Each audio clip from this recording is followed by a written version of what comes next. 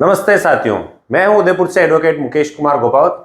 आज हम बात करेंगे कि कोई संपत्ति जिसका मुकदमा न्यायालय में विचाराधीन है उसे खरीदे या नहीं, और अगर आपने इसी प्रकार की कोई संपत्ति खरीद ली है तो उसका मुकदमे का असर उस संपत्ति पर क्या होगा, इस बारे में अपन जानेंगे। देखो, कोई प्लॉट है या कोई मकान है जिसका किसी न्यायालय में कोई प्रकरण विचाराधीन है और उस संपत्ति को कोई अन्य व्यक्ति खरीद लेता है, तो उस मुकदमे का उस अन्य व्यक्ति पर क्या असर होगा, ये इस वीडियो में अपन समझेंगे। मोटी मोटी बात समझ लेते हैं। जो संपत्ति है वो संपत्ति एक तो चल और एक अचल होनी चाहिए। तो अचल संपत्ति में कौन सी आ गई? जो भूमि से बंधी हुई संपत्ति है, या जमीन है, मकान है। यह नियम सिर्फ अचल संपत्ति पे लगते हैं, यानी जमीन, मकान, भूमि, उस संपत्ति पर ही यह नियम लागू होता है। अब और बात आती है कि न्यायालय में विचाराधीन तो कौन से न्यायालय? न्यायालय कोई ना कोई तो होगा ना। न्यायालय तो कई सारे हैं, जैसे कि मामला हो गया, एक मामला हो गया सिविल न्यायालय, दूसरा हो गया फौजदारी न्यायालय, ठीक है, और तीसरा हो गया रेवेन्यू न्यायालय, और चौथा हो गया अपीली कोर्ट। तो कौन सी कोर्ट में चलने वाले मुकदमे की संपत्ति अगर विक्रय हो गई है तो उस संपत्ति पर उस मुकदमे का असर पड़ेगा? सिविल न्यायालय, रेवेन्यू और अपील न्यायालय।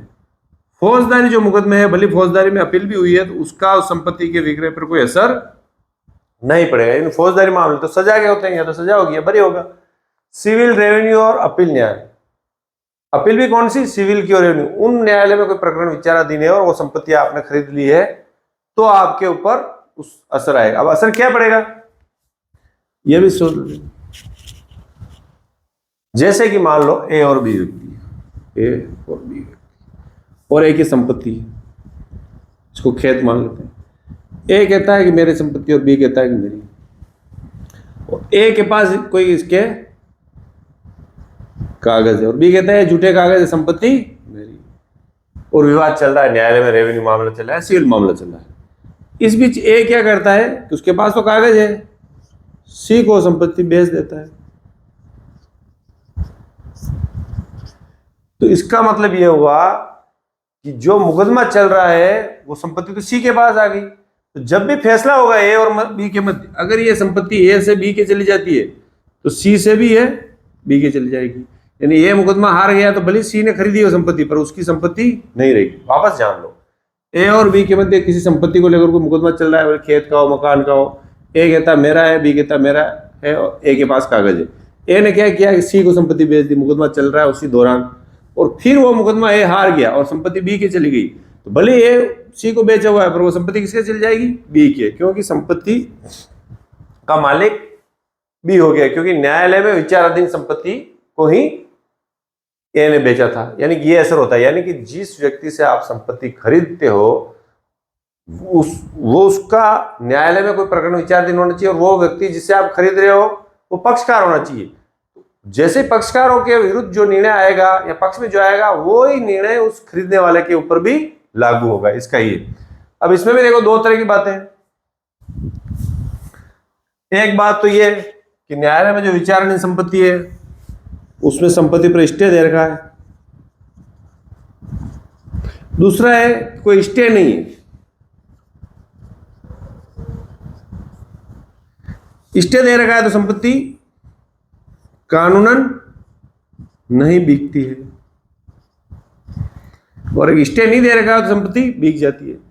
स्टे नहीं दे रखा है और संपत्ति बेच देते हैं तो जो पक्षकारों के, जो मामले में पक्षकार है उनके विरुद्ध जो निर्णय होगा वही निर्णय खरीदने वाले के ऊपर भी लागू है। यानी कि ए के पास अगर संपत्ति चली गई, उसने ए से खरीदी है, तो सी ने खरीदी है तो सी की संपत्ति भी जाएगी, उसको मानना पड़ेगा। फिर ये नहीं कह सकता मुझे पता नहीं, क्योंकि ए को ये बात का पता था कि मेरा मुकदमा चल रहा है तो उसको संपत्ति नहीं बेचनी चाहिए थी, और बेच दी, तो अब ए भी भुगते। इसका मतलब ए ने गलती की तो ये क्या करेगा? सी जिसने संपत्ति खरीदी वो अपने पैसे वापस ए से प्राप्त कर सकता है। उसके लिए भी उसको एक सिविल मुकदमा करना पड़ेगा अलग से।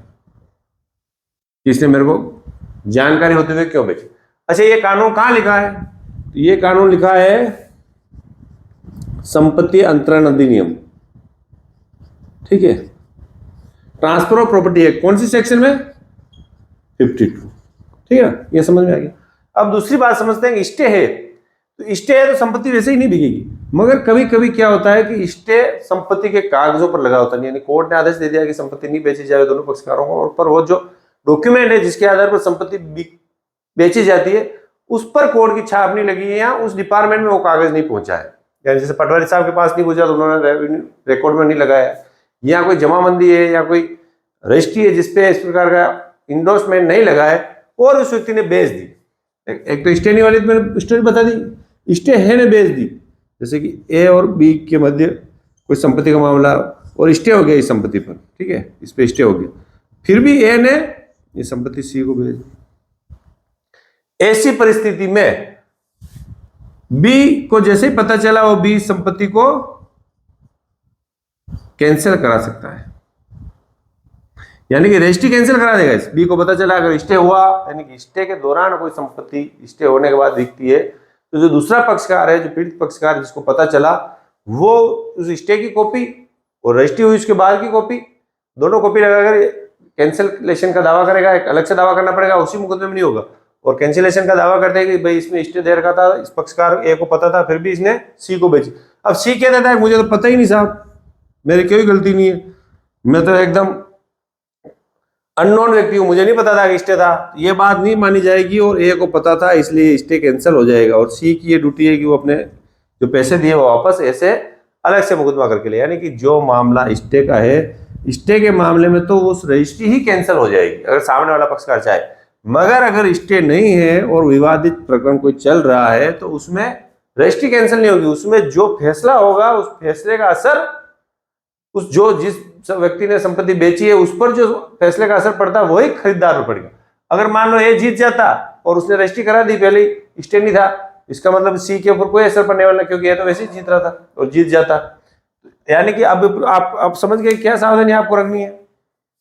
जैसे कि आप कोई संपत्ति खरीदने वाले हो, ठीक है, एक शॉर्ट में अपन समझ लेते हैं, क्योंकि विवादित संपत्ति खरीदने के बाद लोगों की जीवन जीना बड़ा मुश्किल हो जाता है, झगड़े में भी पड़ जाते हैं और टेंशन लगा जाती है और मारपीट तक के मामले बढ़ जाते हैं, और कई बार तो मर्डर हो जाता है। ये संपत्ति है, अभी ए के नाम पे संपत्ति और बी और ए बी के मुद्दे कोई मुकदमा चल रहा है। अब आपको क्या सावधानी रखनी है, अगर आप ये कोई संपत्ति खरीदने वाला हो तो सबसे पहले तो देखना इस पर कोई स्टे है या नहीं। अगर स्टे नहीं है तो ही वो आपको संपत्ति खरीदनी है, बाकी तो ये रजिस्ट्री कैंसिल हो जाएगी। तो स्टे नहीं है, फिर आप खरीदना चाहते हो तो कब खरीदनी है? जो रेवेन्यू या सिविल के कोई एडवोकेट हो, एक्सपर्ट एडवोकेट हो, उनसे सलाह लेनी है कि साहब मैं इस संपत्ति को खरीदूं क्या, इसका मुकदमा चल रहा है क्या, कल ये हार बन जाएगा। अगर आपको संबंधित वकील साहब ये बोल देते हैं कि ए इस मुकदमे में जीतेगा और जीतने के चांस है तो सी को संपत्ति लेनी, क्योंकि जो फैसला एक होगा वही सी पे लागू देने की, जीत रहा तो सी भी जीत रहा है, तभी आपको वो संपत्ति खरीदनी चाहिए। ये जो मेरे नंबर दे रखे हैं 8619876831, आप इस नंबर पर भी आपके इस प्रकार की समस्या है, आपने कोई विवादित संपत्ति खरीद ली है तो मुझे कॉल करके पूछ सकते हैं, ठीक है ना। मुझे कॉल करने के पूछने के लिए आपको क्या करना है, गौशाला में 500 रुपए की रसीद कटाकर मुझे व्हाट्सअप इस नंबर पर करनी, फोन मेरी तरफ से आएगा, ठीक है। ये तो होगी एक तरह की सावधानी। अब देखो दूसरी तरह की सावधानी बोलो, मान लो ये आपको बता ही नहीं मुकदमा चल रहा है, बी भी आपको नहीं मिले, बड़ी बड़ी सिटियों में तो पता ही नहीं चलता है क्या हो रहा है, ऐसी स्थिति में क्या करें? अगर वो जमीन देखो, अगर वो जमीन खेत है, ठीक है, तो आप उस पर खेत पर कोई हलचल पैदा करें। हलचल कैसे?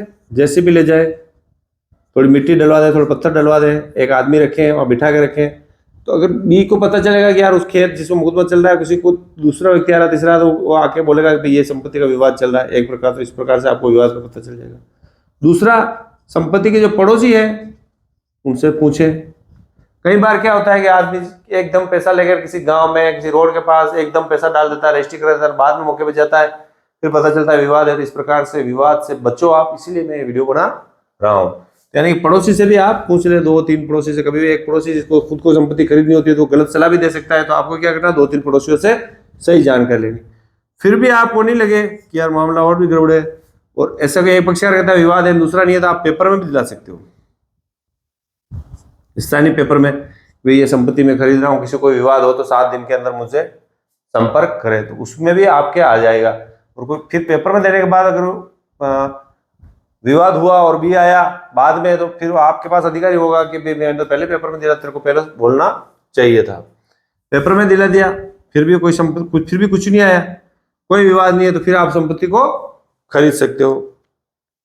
दूसरा एक, मान लो आप संपत्ति खरीद चुके हो या खरीद चुके हो, फिर बाद में आपको पता चला कि यार विवाद हो रहा है, ठीक है ना, तो जिस व्यक्ति से आप संपत्ति खरीदिए उस व्यक्ति को आप एक नोटिस दे दो कि भाई आपने मुझे विवादित संपत्ति बेची, इसमें मुकदमा चल रहा है, आपने मुझे फैसला बताया नहीं था, मुझे जो मेरा मूलधन है प्लस उसका जो ब्याज है प्लस उसका खर्चा है प्लस मेरी टेंशन हुई जो उसका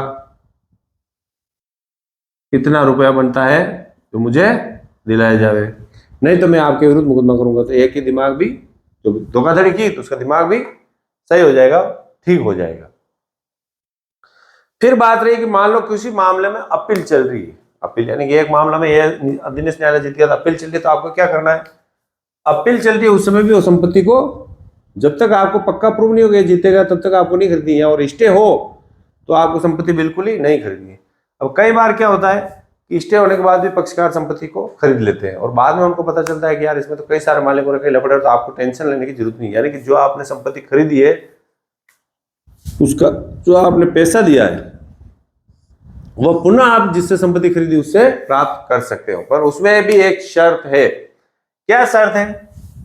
कि पैसा आपको वही मिलेगा जो आपने रजिस्ट्री में लिखा है। सर रजिस्ट्री में तो बहुत कम पैसा लिखते हैं, तो पैसा कम लिखते हो तो एक तरफ तो आपको सरकार को आप नुकसान पहुंचा रहे हो, जब आपके फायदे की बात हो तब बोलते हो साहब मारते इतना एग्रीमेंट था ना, इतनी रजिस्ट्री, पैसा आपको वही मिलेगा जो रजिस्ट्री में लिखा है। भले आपने 10 लाख की संपत्ति 10 लाख रुपए देखे थे, रजिस्ट्री में उसके 3 लाख है, तो आपको 3 लाख लेने के हकदार है अगर संपत्ति आपके हाथ से चलेगी।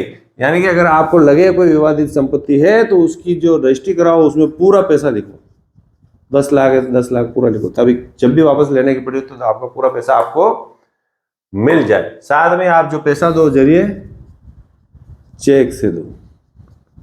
और सबसे बढ़िया एक सलाह बताता हूं मैं, जहां संपत्ति खरीदने में कई बार लोग जल्दबाजी करते हैं या सस्ती आती है देख के ले लेते हैं और फिर विवाद बढ़ता है। जो भी आप संपत्ति खरीद रहे हो उस संपत्ति के डॉक्यूमेंट आप किसी भी स्थानीय एडवोकेट को बता दीजिए, और वो एडवोकेट देख के बता देगा कि निकट भविष्य में इस संपत्ति में पूछते नहीं है तो कितना हक बेचने वाला का बन रहा है, या और किसी प्रकार कोई स्थगन लगा हुआ है या नहीं लगा हुआ है, या और किसी प्रकार कोई विवाद है या नहीं।